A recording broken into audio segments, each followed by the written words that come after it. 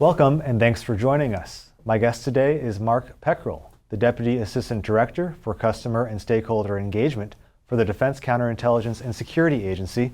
Mark, thanks for being here. Thank you, Justin. Thanks for having me. I'm looking forward to our conversation. Absolutely, me as well. And Mark, tell us a little bit about your role at DCSA and what you do to work with customers and stakeholders. Well, as I think you said, I'm the Deputy Assistant Director, yes, that's right, for Customer and Stakeholder Engagement. I work on the personnel security side of DCSA. DCSA, just as quick background for those who may not know, has four principal mission sets. Personnel security, which can most easily be summarized as background investigations, industrial security, security training, and counterintelligence. We were formed in 2019, brought a couple agencies together, more than a couple actually, and we really are the largest integrated security service provider in the government. So I'm on the personnel security side of the house, as I said, and our customers and stakeholders, there's quite a few, and I'll try and summarize a little bit. So in terms of customers, principally, people that, or organizations that pay us for our investigative products, our background investigative products, are the federal agencies. Right now we have just slightly in excess of about 140 what we call headquarters level federal agencies that are our customers. I say headquarters level because, for example, Department of the Interior has 9 or 10 different bureaus that we work with, but for the purposes of tallying up the customers, I count them as one. And this includes Department of Defense and all the cabinet level agencies mostly, and all the other little commissions, boards, offices, et cetera. We perform about 95% of all background investigative work across the federal government. There are a handful of other federal agencies that do some of the background investigative work. Largely it's for their own in-house populations, but as I said, we do the rest of the federal government. And it's not only for federal employees.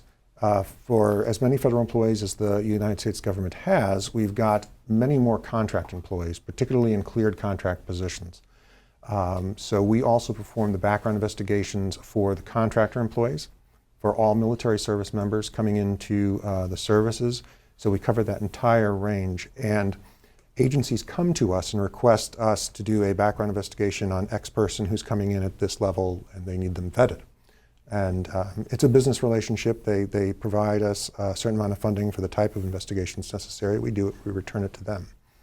Where it is a Department of Defense affiliated person, so a civilian, military, or contractor, we also do the adjudication of the background investigations, which means we take the finished investigative product and we make an adjudicative assessment, risk mitigation assessment to determine whether that individual should be entrusted with whatever it is they're under consideration for, up to and including classified information. Where it's another non-DoD affiliate, we do the investigation, return it to them, and they have adjudicative authority, and they do that themselves. So that's really the customer base in terms of where we get our funding to do these investigations. Stakeholders is a lot more of a wider universe, principally because we consider the stakeholders being every person that's going through the background investigative process, every applicant. Used to be, we would also say federal employees going through the periodic reinvestigation process, and maybe we'll get to that. That's largely gone by the boards now in favor of something called continuous vetting. But any applicant that comes into those areas, they may not be customers in the traditional sense. They want to work for Agency X. Agency X is our customer, but we understand that in everything we do, background investigations, adjudications, at the other end of that is an individual, and that it can affect individuals' careers, livelihoods, everything like that. So we keep that in mind. These are our stakeholders. Other stakeholders include law enforcement agencies around the country that we liaise very closely with, our friends up on Capitol Hill, our friends at OMB, our friends around government in sort of an oversight role. So wide variety of stakeholders and customers. Sure, quite a wide variety all across the country. A lot of different people, and I know there's been a lot of work to really improve the personnel vetting processes, and DCSA is playing kind of a leading role under Trusted Workforce 2.0, this initiative to really improve those processes. What can you say about DCSA's role there and kind of where things are at this point? Okay, so Trusted Workforce 2.0 is an effort that's been going on.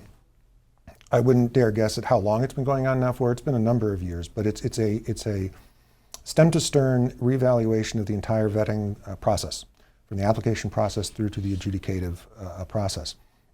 It's really the first time that the government has taken this wide-ranging examination of the entire vetting enterprise ever, really. Certainly in my career, which goes back around 30 years or so, it's the first time we've taken a look at it holistically. And it's a large effort with a lot of participants in it, which is why it's taken several years. But we're really reaching a point where we can begin implementing some of the goodness that's coming out of it.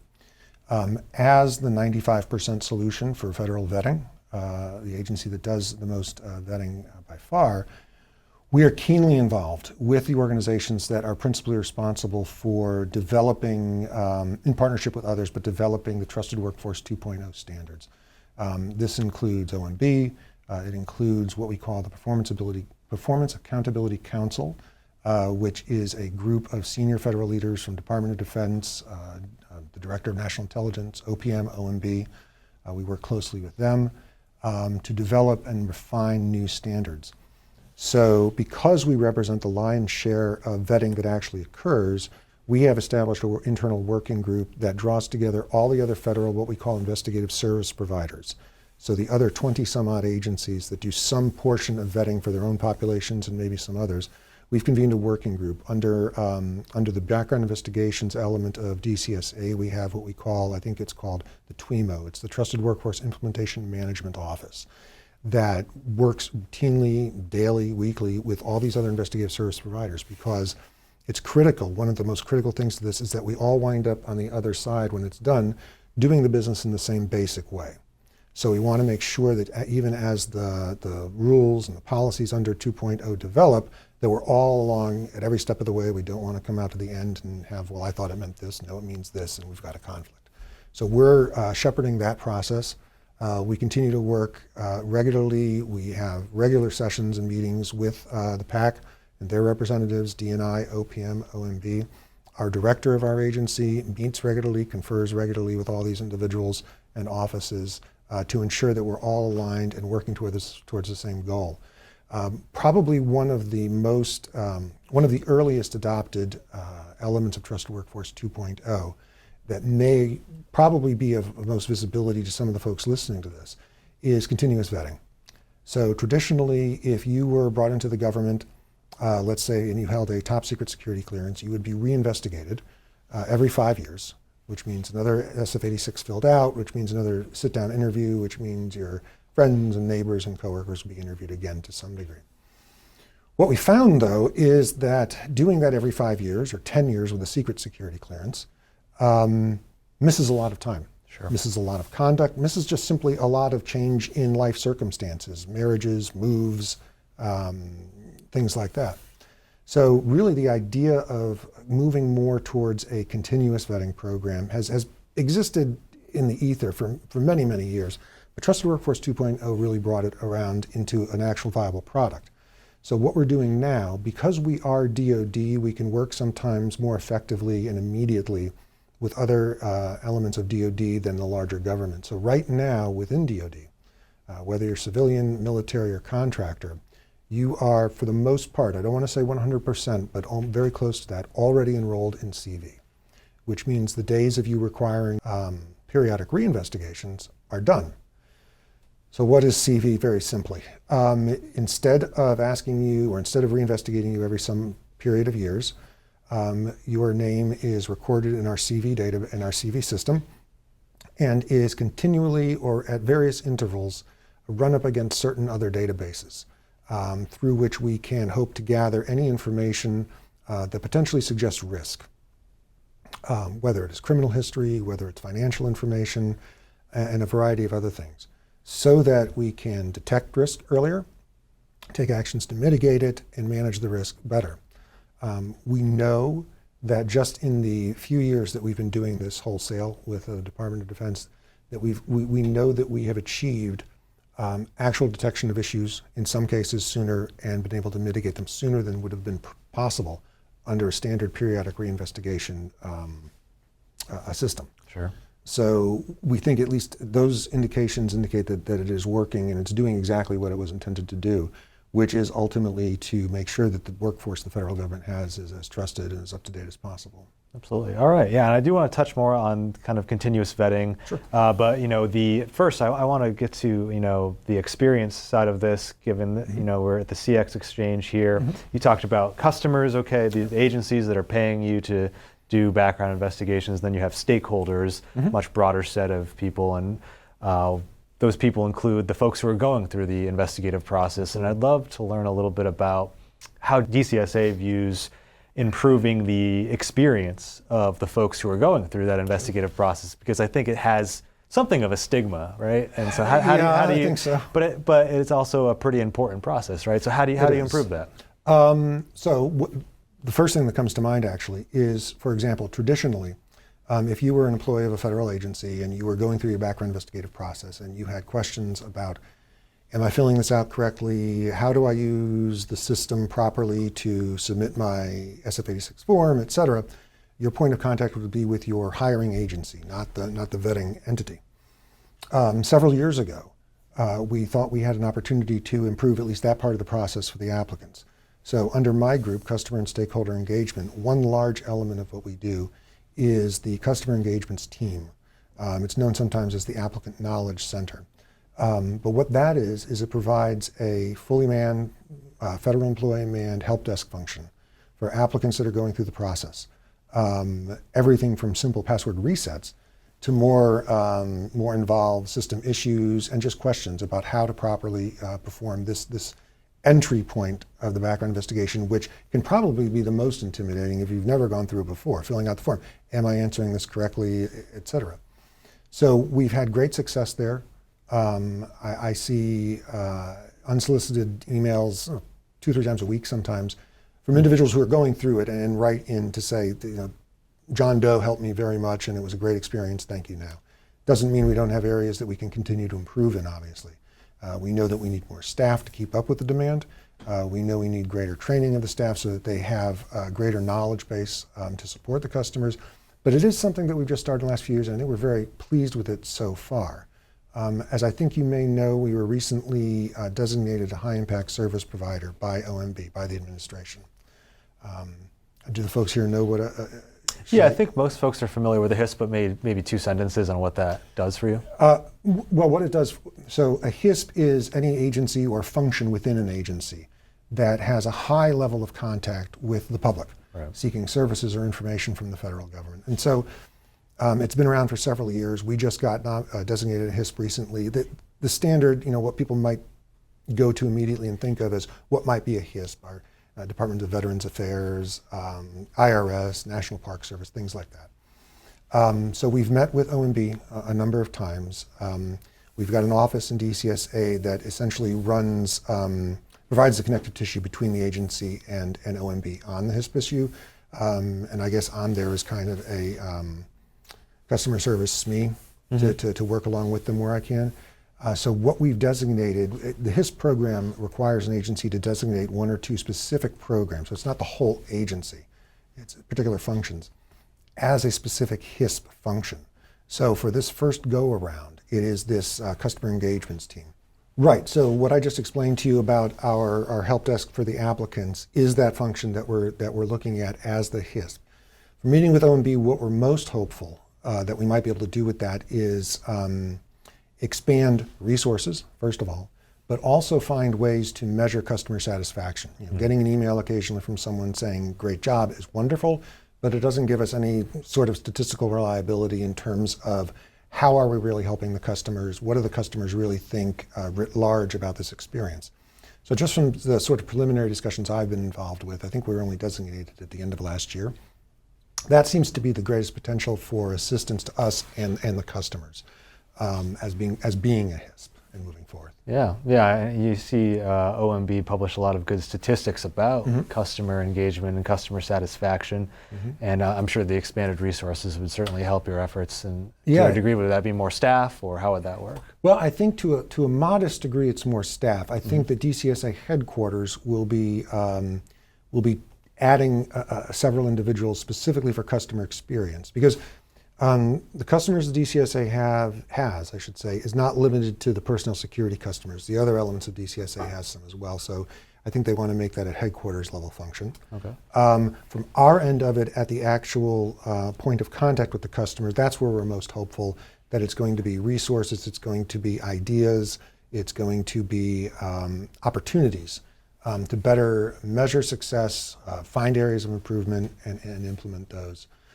We've always, with our, may sound crass, with our paying customers, with the agencies that pay us, we've always maintained very close, regular, daily interaction, annual surveys of those agencies telling us how we're doing, what are your questions, concerns, et cetera.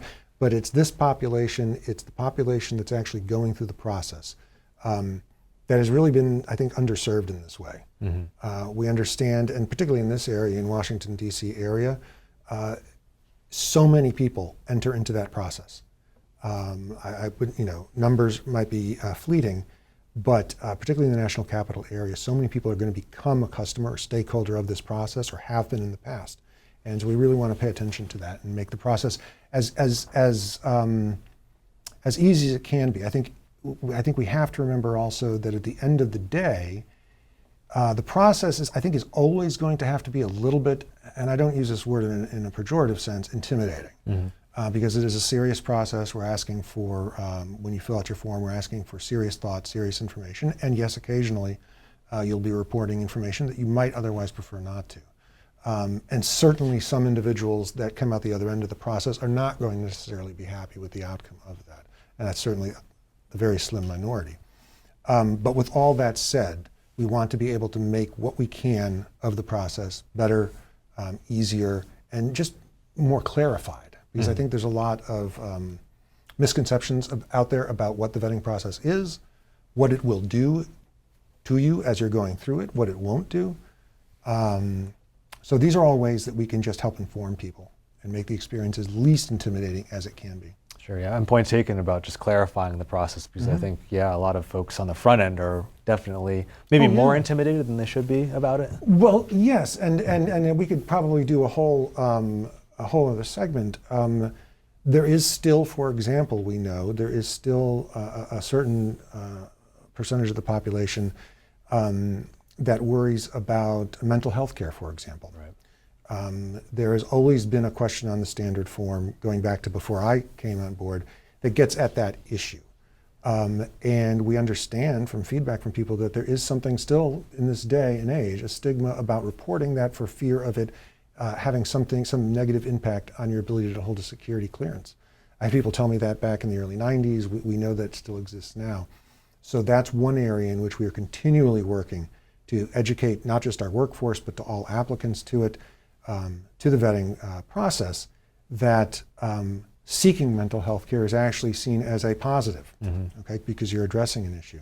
But we're trying to do any number of things, and as much as we can, to destigmatize that. And I'll say it here in plain language: having a mental health issue or receiving counseling for a mental health issue is not in any way a bar to a security clearance or any other sort of vetting scenario that there is.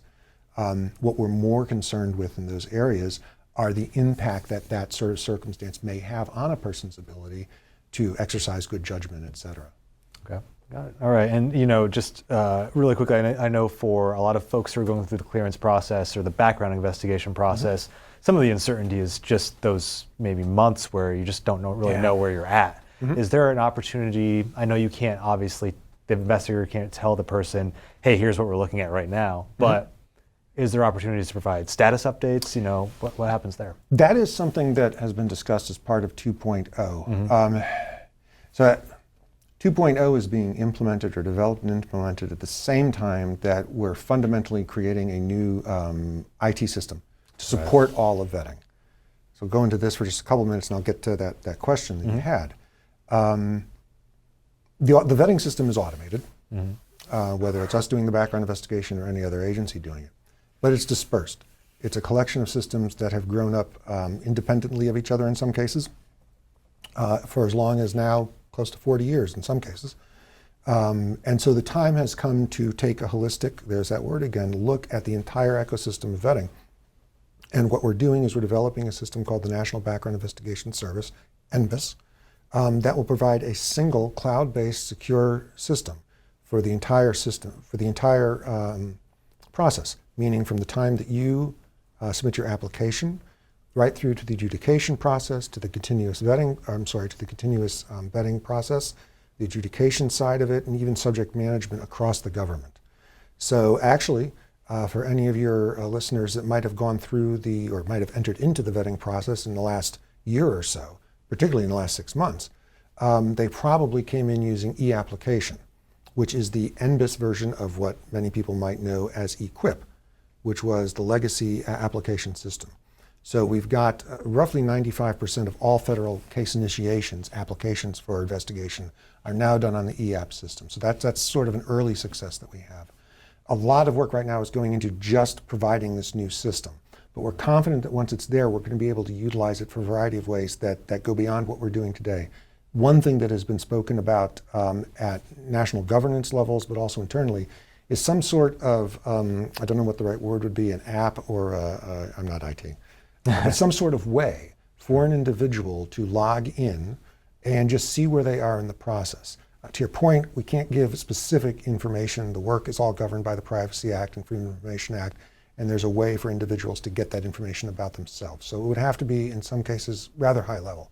But it would be able to say, okay, your investigation, let's say, is still open. Or the investigation is closed and your hiring agency has it, for example, the agency that's going to do the adjudication. Because that, to your point, that is also one of the great frustrations I think a lot of people feel. They fill it out, it goes in, maybe they're interviewed by an agent or something like that, and then it goes into this void. And some of that time, obviously, is with the investigations part. Many cases, investigations can be turned around rather quickly. Others, and not just because we might find some risk-based information, but just because of the nature of the individual's life story. People have lived in 20 different places, worked all over the world. Perhaps it's going to take a longer period of time. So the investigation process is a big chunk of that.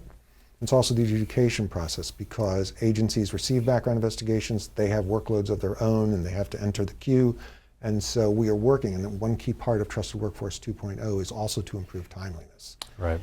There was a time, probably goes back 8 years or so, before the foundation of DCSA, when NBIB was doing all this 95% of vetting, where we had our caseload, our inventory was up over 700,000, and it was taking upwards, if not more than a solid year to do the background investigation.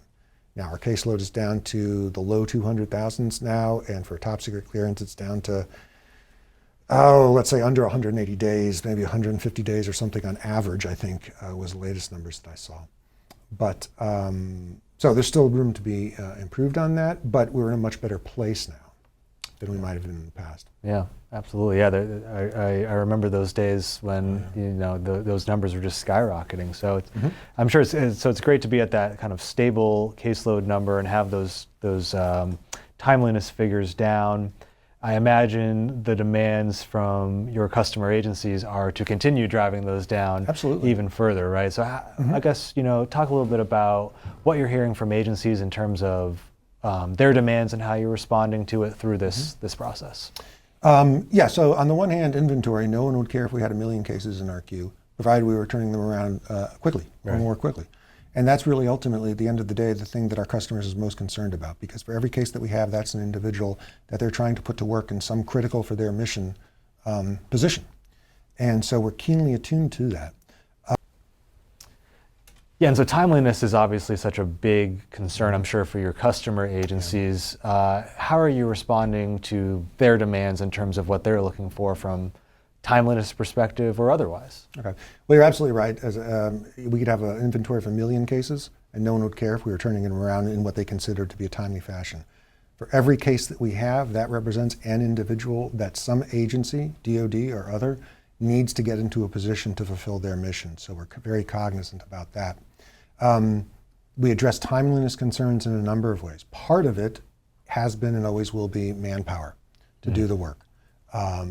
And periodically we've had shifts in manpower availability. Part of it is the agency's needs, because the individual agencies also go through periods where they need to bring on more individuals or less. So it's always a fluctuation between the agency needs and our staffing. And finding that sweet spot, it can be a little challenging sometimes, because even the agencies may not know from month to month or quarter to quarter when a big hiring push is going to come through. So it's striking that balance there that's very important.